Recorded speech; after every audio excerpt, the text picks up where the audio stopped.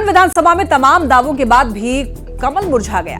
आजसू के साथ गठजोड़ में उत्तरी बीजेपी का प्रदर्शन उम्मीद के मुताबिक नहीं रहा। रांची बीजेपी ऑफिस में 2 दिन तक राष्ट्रीय संगठन मंत्री ने हार की वजहों की समीक्षा की और गहन मंथन के बाद नेताओं कार्यकर्ताओं को नए सिरे से एक साथ जुट जाने के लिए प्रेरित किया।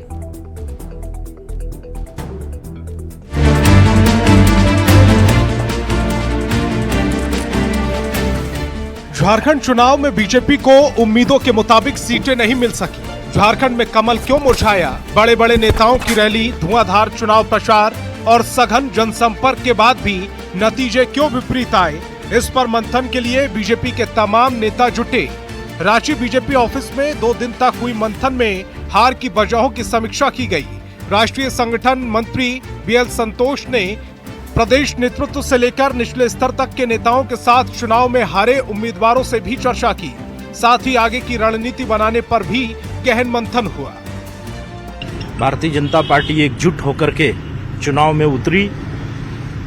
बाकी हमें पराजय मिली, उसके कई कारण होते हैं, कई प्रकार की चीजें होती हैं। सरकार की कई घोषणाएं योजनाएं थी, JLKM का भी एक विषय था, ऐसे कई चीजें होती हैं। पार्टी एकजुट होकर के लड़ी, पूरी ताकत से लड़ी। सभी लोगों ने प्रयास में कोई कमी नहीं किया। चुनाव में एनडीए की हार के लिए मुख्य रूप से 3 वजह जिम्मेदार मानी जा रही हैं। इनमें मैया सम्मान योजना, भीतरघात और JLKM का वोट काटना शामिल है। बात करें एनडीए के हार के पीछे के फैक्टर की, तो इस मामले पर बीजेपी और आजसू ने अपने अपने जवाब दिए। आजसू की ओर से चुनाव में कमजोर प्रदर्शन ने एनडीए का सपना चकनाचूर कर दिया। इसी को लेकर 3M को भी जिम्मेदार ठहराया जा रहा है। 3M यानी महिला, मुस्लिम और महतो।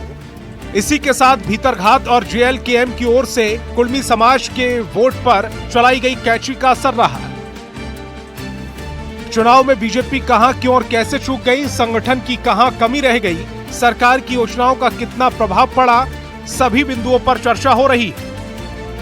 चर्चा के बाद आगे की रणनीति बनाई गई और सदस्यता अभियान के साथ नए सिरे से संगठन की मजबूती पर भी चर्चा की गई।